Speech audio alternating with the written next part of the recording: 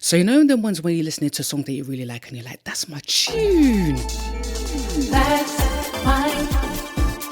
That's my tune. Hey, this is Jojo B and this is episode 42 of That's My Tune, the podcast providing song reviews and interviews. Last week I had a chat with Sadiq regarding his song Better.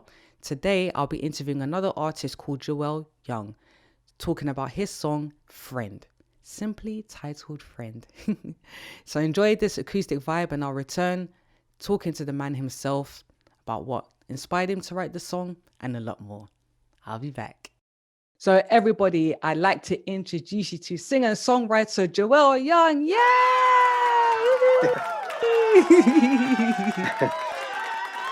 How you doing, Joel? I'm doing well. No complaints. Good. So you have an accent right there. I'd like you to tell the people where you're from. Yeah. Okay. Well, I'm from Southern Germany. Okay. Born and raised. That's my ends. Okay. As you would say. But I am living in Brooklyn, New York right now. Brooklyn. Yeah, All New right. York. Cool. So, like, how long did you live in Germany before you moved to the States? Oh, wow. Probably all the way up until sixth grade. So how old are you in sixth grade? I don't know. Sixth grade, you're probably about 10, 11, I think, somewhere Yeah, about that. Yeah. yeah, something like that. And then Okay. I came to the States and for probably like 6 years, went back and forth. And Oh, then okay. I moved back home. Mm-hmm. And I was home for a good while. Mm-hmm. And then I finished my 12th grade year, senior year in high school. Mm-hmm. Right. Then I decided to go to college, university here in the States. So Okay. I moved to Atlanta, Georgia. Okay. Went to school there for a little Wow. while. Got tired of Atlanta, got tired of the States. Wanted to be back home. Yeah. Then I moved home again Uh-huh. for off and on for 4 years between London and Germany, Okay. Heidelberg. Yeah, and then I moved back. When I moved back this last time in 2012, I moved to New York. So Right. I've been here in New York. Okay. Yeah. So Wow. yeah, That's quite lots of moving interesting. around. That's a lot of Absolutely. moving around. So where do you prefer? Do you prefer so the three places you've settled in the most is Germany, the States, and London. So where do you prefer out of the three? Man, I'd have to say Europe Okay. just in general. But of course, home is home, so I'm always going to be a little biased there. But Yeah. I like London. For me, Mm-hmm. London was a sweet spot because it's Europe. Right. You got full Europe, but then in the same, you don't have to learn another language to live in the Right. country. Fair enough. People speak English, of course, and then it's just that middle door between Europe and the West. Right. And and then, when you're in Europe, when you're in London, you can travel to other places in Europe, That's true. much like you can travel between states here in the United States. That makes sense. But you get different flavors. You get different Mm. flavors when you travel from country to country in Right. Europe Yeah, as versus opposed to state to States. state here. Yeah. So yeah, but I'm biased. Home is home. That's where I grew up and was raised. So Okay. yeah. So what made you decide to settle in the States as opposed to settling in German? And how fluent are you in speaking German? Yeah, my German. Well, speak Schwäbisch, which is Bavaria. It's a dialect of German they speak in southern Germany. Right. It's a little rusty right now because I don't use it. Yeah. But I'm able to watch lots of videos or whatever on social media, and I'm still up to speed. I have a couple of friends that live here in Brooklyn that I grew up with. Yeah. In Germany, and every now and then, we'll chop it up in German or whatever. But Okay. what made me move to the States? Circumstance. Trying to work out all the visa business there in the UK. Mm-hmm. That's a tough thing to do. Right. So couldn't get that worked out, and didn't necessarily want to stay at home because of work and my art. So I moved I didn't mean to end up here in New York, but it just happened. It just so happened that way. I had friends and they were like, hey, you need to come here. This could be a nice spot for you, for your network here and whatnot. And having experienced that in Atlanta, in the church circuit, if you will, I was like, I don't know, and so I came, and I've been here ever since. And so circumstance, really. Okay. Well, you mentioned art, so this is a nice time to now talk about your latest release called Yeah. And I would like to know what inspired you to write the song. Well, I have a friend that I met prior to moving to London. Her name Mm-hmm. is Alicia Hughes. She Mm-hmm. asked me years ago, to write her a song Mm-hmm. for her birthday, I think it was. And Okay. so, man, it's been so long, probably around 2010. Right. So what is that? 11 years now. So Yeah. she contacted me last year, and she was Mm-hmm. like, Joel, remember that song? And I was like, oh yeah, I forgot. And the more meaningful. So I write songs for people Right. for people's weddings, and so Okay. because the wedding is a hard date for the wedding, it's like, okay, I know I have time to really sit down, get Mm. my thoughts together, and pound Right. something out. But Yeah. for her, it was her birthday, so it's a meaningful thing, and it's Yeah. like I overthought it, and it just slipped in my hand. So this year, I sat down. December and this year, I sat down and started working on it, and Right. it came about to be what it is on its own, really. Mm.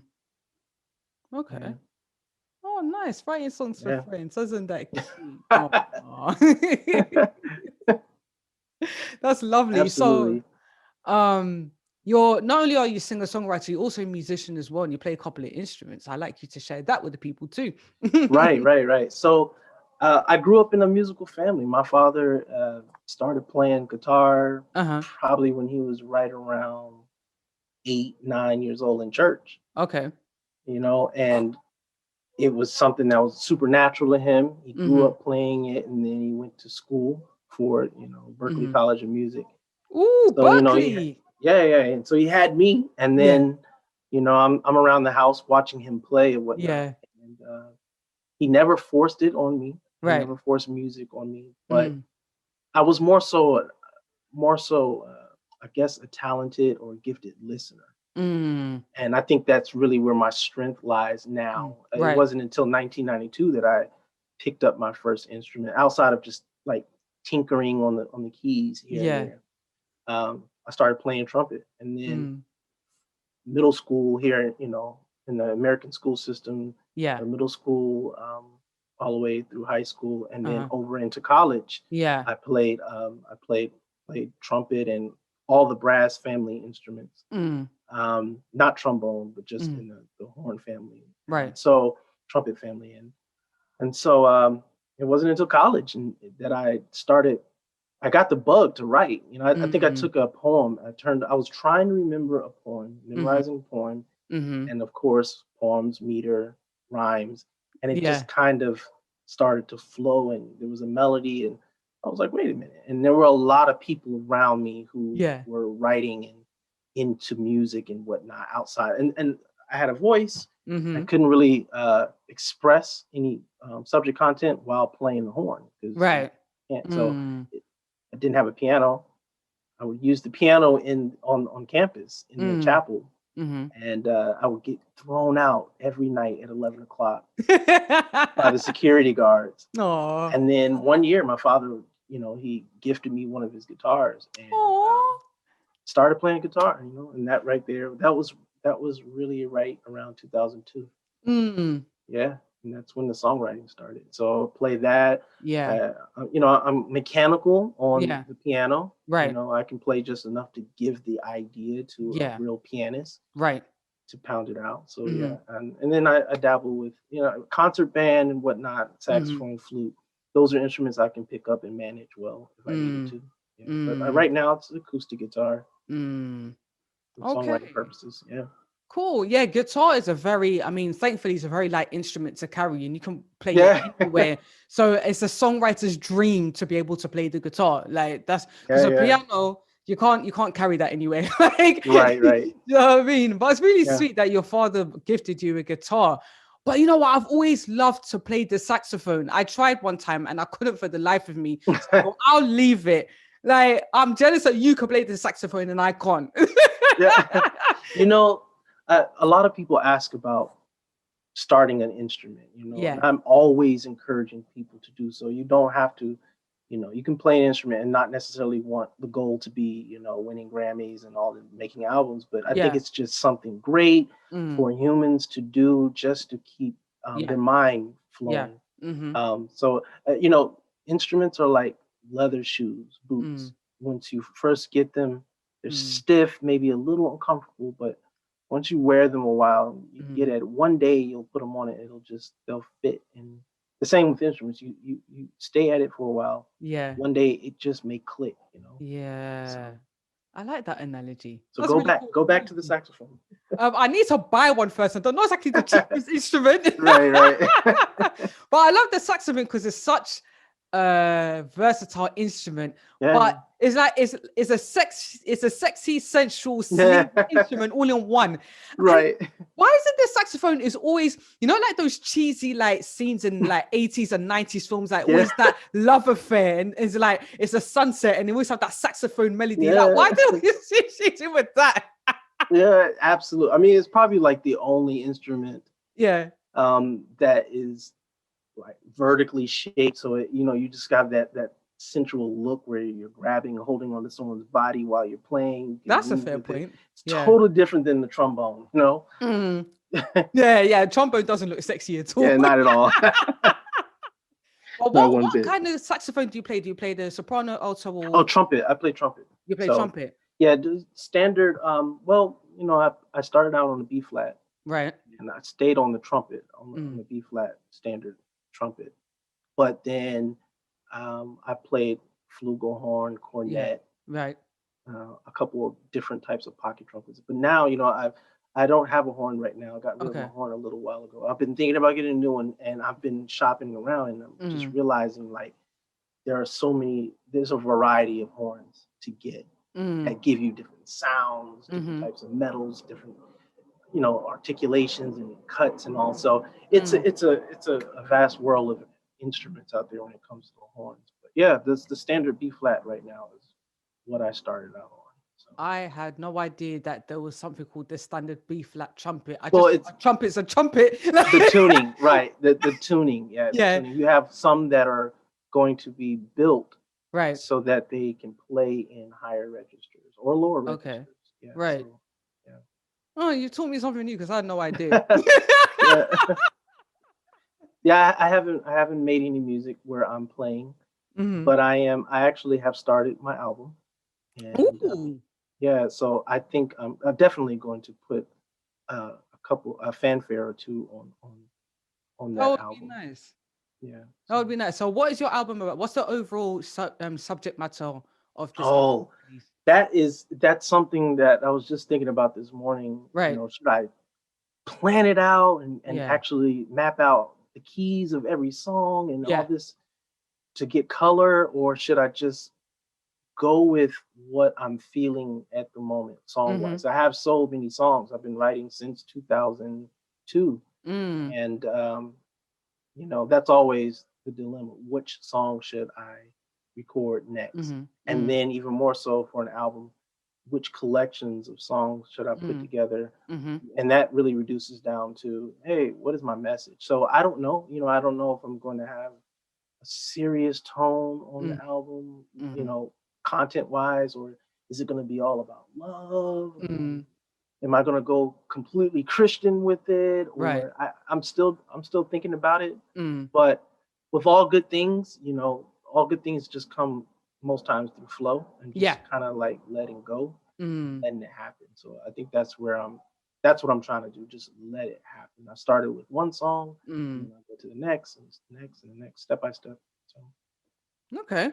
So you going to church like and growing up as a Christian, does that influence your music, your writing at all? Absolutely. Completely. It really does. I'm just not one personally growing up in a church, having, family that is clergy and, I'm not one to beat people over the head with the gospel. Yeah. But I do like to pepper it in and season it in here and there in my music.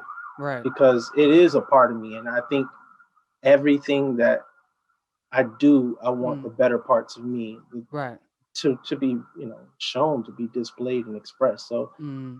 yeah, it's definitely going to be part of the album. Even like specific songs Right. that speak to certain things concerning the body of Christ and whatnot.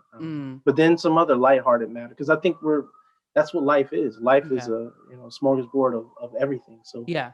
I think I would like to present that to people when it comes to me. And I also want to cater to everybody that'll listen to the album, which you really can't do. Yeah.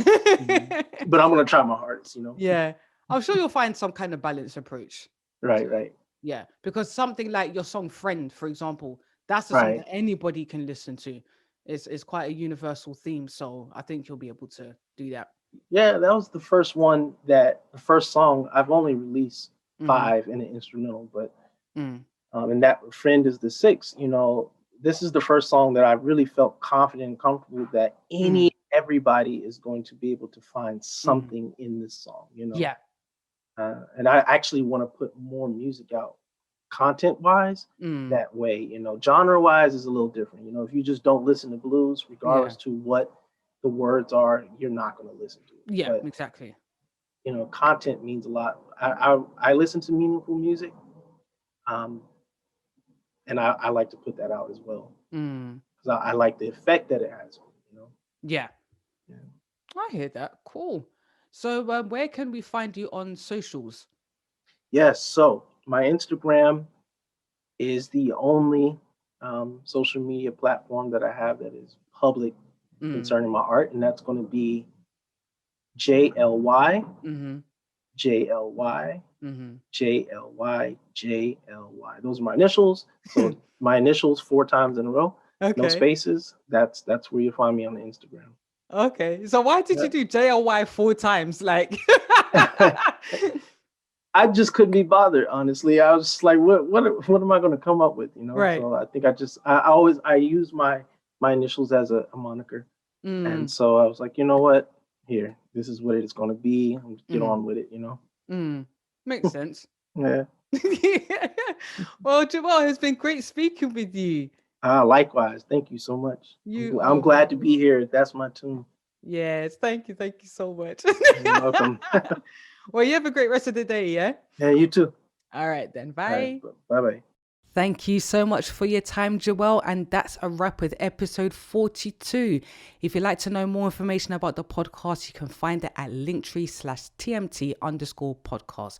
You'll find social media, Spotify, YouTube, everything there. And if you'd like to email, it's that'smytunepodcast@gmail.com. I'll be back next Tuesday with yet another episode of this lovely podcast. Me and my lovely voice, you know how I do. Until then, have a great day and have a great rest of the week. Bye-bye.